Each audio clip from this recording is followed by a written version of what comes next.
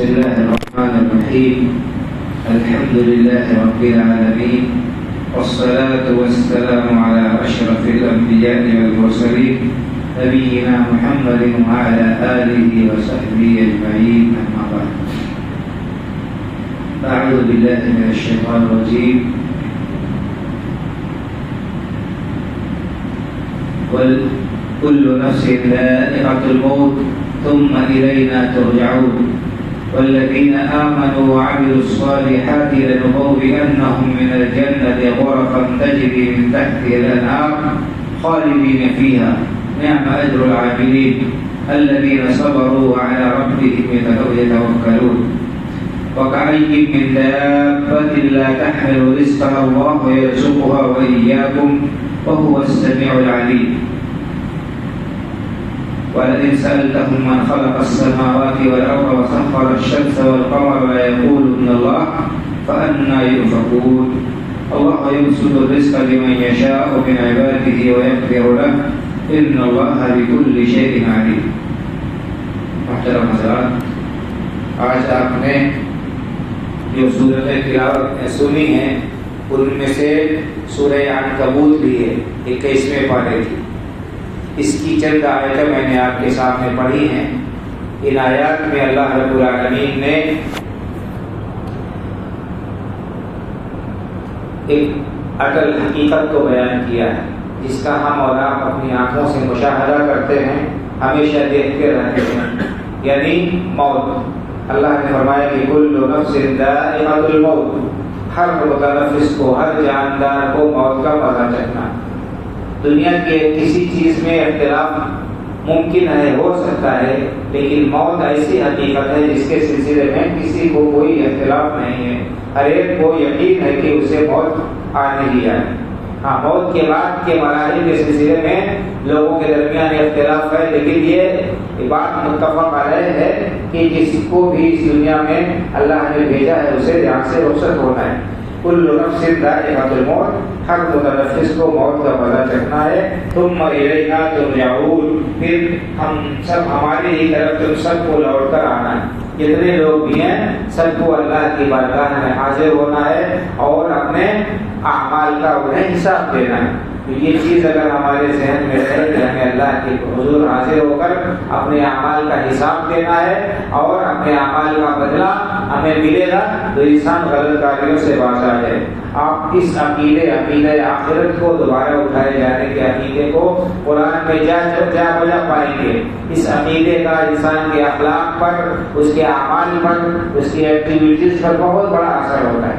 آج دنیا میں جتنی خرابیاں پائی جاتی ہیں، قتل و خوریزی، اغوا اور بدکاریاں، سود خوری، شراب نوشی اور بھی جو کچھ بھی حرام کاریاں پائی جاتی ہیں، ایک دوسرے کی ہمدردی، ان سب پر کی بنیادی وجہ کیا ہے کہ لوگوں کے ذہنوں سے حساب کتاب کا خوف نکل گیا. لوگ اللہ کے سامنے کھڑے ہونے کا یقین نہیں رکھتے. اگر یقین آج ہو جائے کہ ہاں ہمیں اللہ کی بارگاہ میں حاضر ہونا ہے اور اپنے اعمال کا حساب دینا ہے، ہم جیسا کچھ کریں گے اسی کے مطابق ہمیں بدلہ ملے گا، تو آج لوگوں کی حالت خود بہت سدھر جائے گی.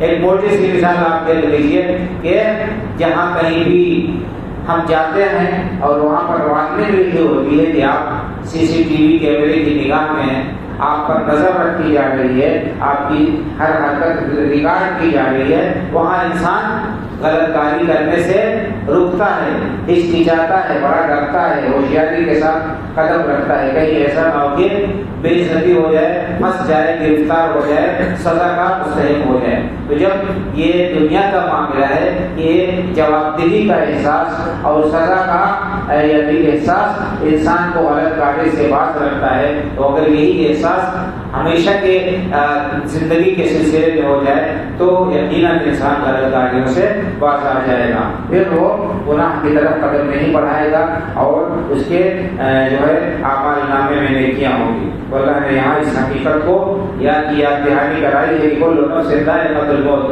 ہر متنفس کو موت کا مزہ چکھنا ہے اور پھر تم سب کو ہماری طرف لوٹ کر آنا ہے. اس کے بعد اللہ رب العالمین نے یہ بتایا ہے کہ جو لوگ اللہ پر ایمان رکھتے ہوئے دنیا میں احتیاط کی زندگی، ایمان والی زندگی بسر کر کے جائیں گے تو دنیا کی جو الفتیں ہیں، دنیا کی جو تنگیاں اور پریشانیاں ہیں، یہ سب ختم ہو جائیں گی۔ انسان کو جب اسلام پر عمل کرنا پڑتا ہے تو اس کو کچھ بظاہر جو ہے پریشانیاں محسوس ہوتی ہیں، اس کو اپنے خواہشات کو کنٹرول کرنا پڑتا ہے، اپنے جذبات کو لگام لگانا پڑتا ہے، بہت ساری چیزوں کی پابندی ہوتی ہے اور چاہتے ہوئے بھی ان کاموں کو انجام نہیں دیتا ہے۔ جیسے مثال کے طور پر روزہ چل رہا ہے ہمارا، اس روزے میں بھوک اور پیاس کی شدت کے باوجود بھی انسان کچھ کھاتا پیتا نہیں ہے تو قربانی دینی پڑتی ہے۔ تو جو لوگ ایسا کر کے دنیا سے زندگی جو رخصت ہوں گے اللہ پر ایمان رکھتے ہوئے اور نیک عمل کرتے ہوئے اللہ کو راضی کرنے کی فکر ان کے دل میں ہوگی، اللہ تعالیٰ اس کا بہترین بدلہ انہیں دے گا۔ والذین آمنوا وعملوا الصالحات لنبوئنهم من الجنة غرفا تجری من تحتها الانہار خالدین فیہا نعم اجر العاملین۔ جو لوگ ایمان لائے، جنہوں نے نیک عمل کیا، ہم انہیں جنت میں ایسے بالا خانے اور ایسے ان کے لیے ہم نے کمرے تیار کر رکھے ہیں جن کے نیچے نہر بہ رہی ہوں گی اور اس میں ہمیشہ ہمیشہ وہ رہیں گے، اور عمل کرنے والوں کا بہترین بدلہ ہمیں تیار کر رکھا ہے۔ الذین آمنوا الذین صبروا وعلی ربہم یتوکلون۔ یہ کون لوگ ہیں جو ایمان والے ہیں، جو نیک عمل کرنے والے ہیں، جن کے لیے اللہ رب العالمین نے بہترین باغات تیار کر رکھے ہیں؟ یہ وہ لوگ ہیں جو اپنے نفسوں کو اپنی خواہشات پر کنٹرول کرتے ہوئے اپنے نفس پر کنٹرول کرتے ہیں، صبر کرتے ہیں اللہ کے احکام پر اور اللہ رب العالمین پر بھروسہ رکھتے ہیں۔ یہاں پر کہا صبر کرنے والے۔ صبر کی تین قسمیں علماء نے کی ہیں۔ ایک صبر علی طاعت اللہ، اللہ کی اطاعت کے کاموں پر اپنے آپ کو لگائے رکھنا۔ نفس کے لیے وہ چیزیں بڑی شاق ہیں، بہت بھاری ہے کہ انسان ان کاموں کو کرے، لیکن انسان ان کو کرتا ہے۔ نماز پڑھنا انسان کے لیے بہت شاق اور گرا گزرتا ہے۔ اپنے مصروفیت اور اپنے کاروبار کو چھوڑ کر انسان مسجد میں آئے، حاضر ہو کر نماز پڑھے، یہ ہر شخص کے بس میں نہیں ہے۔ گراہک ہے، پیسے آ رہے ہیں، لیکن ان سب کو چھوڑ کر اللہ کی بارگاہ میں ہے اور بھوک پیاس کی شدت برداشت کر رہا ہے، روزہ رکھ رہا ہے، کھانا پینا ترک کر رہا ہے، یہ صبر ہے اللہ کی اطاعت پر۔ اللہ کی رضامندی کے لیے اپنی گاڑی کمائی سے غریبوں اور مسکینوں کو دے رہا ہے، ضرورت مندوں کی مدد کر رہا ہے، محتاجوں کو کھانا کھلا رہا ہے، کپڑا پہنا رہا ہے، یہ نفس کے لیے بڑا گرا ہے۔ انسان کو مال سے بڑی محبت ہوتی ہے، لیکن اس محبت کے باوجود بھی انسان اللہ رب العالمین کی خوشنودی کے لیے مال خرچ کرتا ہے، تو یہ اللہ کی اطاعت پر صبر ہے۔ اور دوسرے صبر کی قسم ہے اللہ کی نافرمانی سے صبر کرنا، رک جانا، اللہ کی نافرمانی سے رک جانا۔ انسان کا نفس یہ خواہش کرتا ہے برائی کی، برائیوں میں بڑی لذت اس کو ملتی ہے اور اس کا نفس کھینچتا ہے گناہ کے کاموں کی طرف، لیکن انسان ان گناہوں سے اپنے آپ کو روکتا ہے، باز رکھتا ہے۔ یہ صبر کی دوسری قسم ہوئی اللہ کی نافرمانی کے کاموں سے رک جانا۔ تو تیسری قسم ہے صبر کی کہ تکلیف کے وقت صبر کرے۔ انسان کو کوئی مصیبت لاحق ہو گئی، کوئی پریشانی آ گئی تو اللہ رب العالمین کی رضامندی کے لیے وہ اس پر صبر کرے، جزا فضا نہ کرے، ہائے وائے نہ کرے، غریبان چاک نہ کرے اور رخساروں پر تماچے نہ مارے اور اسی طرح سے سینہ کو بھی نہ کرے، جزا فضا کا مظاہرہ نہ کرے۔ تو یہ صبر بہت بڑی چیز ہے، تو صبر کے بغیر جنت نہیں مل سکتی ہے۔ صبر کرنے والے ہیں جو اللہ رب العالمین پر بھروسہ کرتے ہیں۔ ہمارا بھروسہ، انسان کا بھروسہ اللہ رب العالمین پر ہونا چاہیے۔ جو اللہ فیصلہ کرتا ہے وہی ہوتا ہے۔ انسان چاہے جتنا کوشش کرے، جتنی محنت کرے، اتنا ہی اس کو ملے گا جتنا اللہ رب العالمین نے اس کی قسمت میں لکھ دیا ہے، اس سے کم نہ اس سے زیادہ ہے۔ اس لیے محنت کرنے کا حکم ہے اور ذرائع اختیار کرنے کی تاکید کی گئی ہے۔ محنت اور کوشش کرے انسان، لیکن اس کے بعد نتیجہ اللہ رب العالمین پر چھوڑ دے۔ اگر خواہش کے مطابق، اپنے امید اور آرزو کے مطابق بھی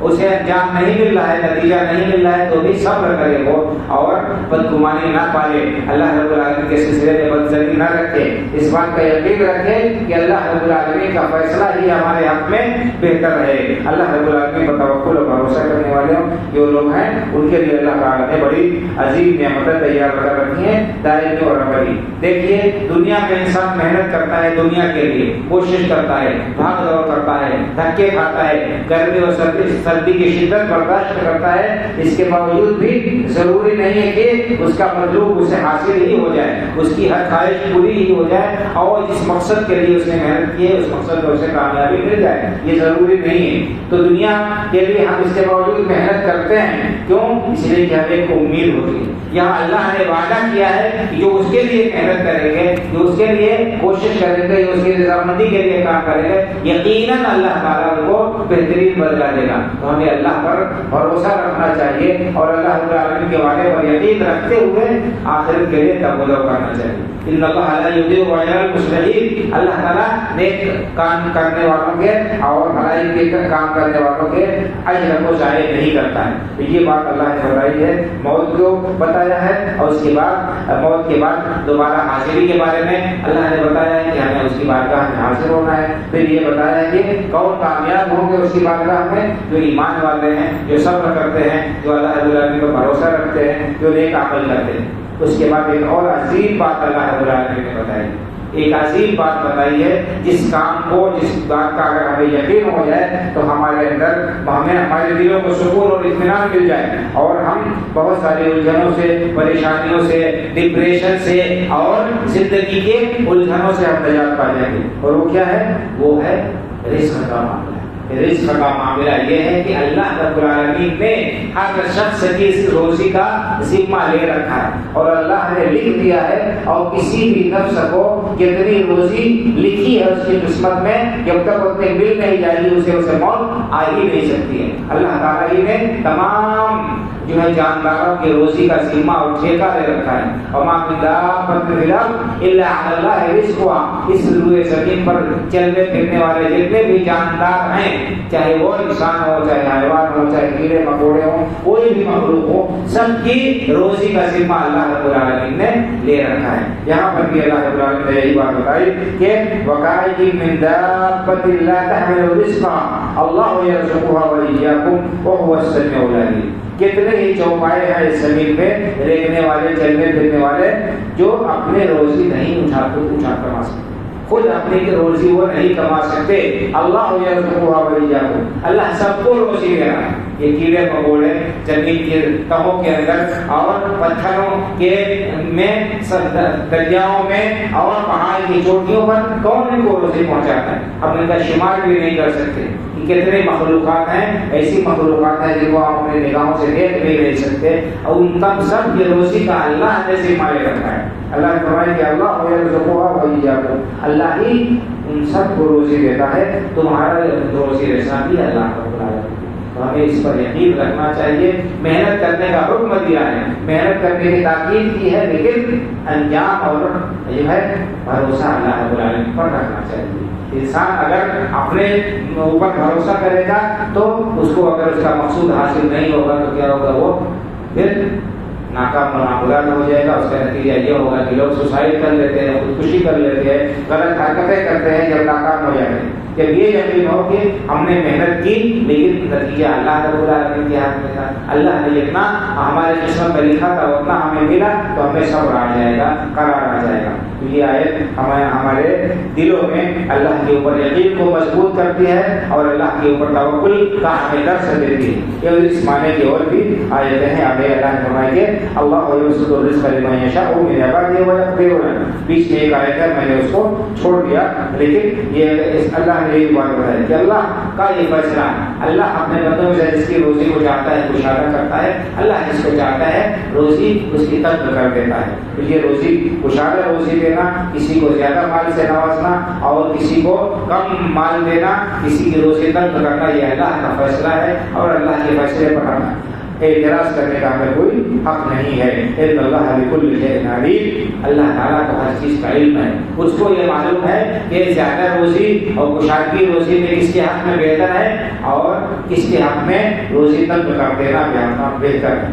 ہو سکتا ہے کہ جس کو اللہ نے کشادہ روزی دی ہے وہ اگر اس کی روزی تنگ ہو جائے تو یہ اس کے حق میں نقصان دہ ہو، اس لیے اللہ رب العالمین نے اس کی روزی کشادہ کی۔ ہو سکتا ہے کہ اللہ رب العالمین نے جس کی کی روزی تنگ کی ہے اس کے حق میں یہ بہتر ہو. اگر اللہ اسے روزی زیادہ دے دیتا, اس کو مال و دولت سے نواز دیتا تو وہ سرکش ہو جاتا, وہ اللہ کا نافرمان ہو جاتا, اس دولت کے نشے میں وہ غلط کاریاں کرنے لگتا, جرم کا ارتکاب کرتا. اسی لیے اللہ نے ان کی مصلحت یہ تھی کہ اس کو اس کی روزی تنگ رکھے تاکہ وہ ایمان پر قائم رہے, اللہ رب العالمین سے اپنا اللہ لگاتا رہے اور روتا گراتا رہے, اللہ کی بارگاہ میں وہ جو ہے کس سے کم سوال دراز کرے.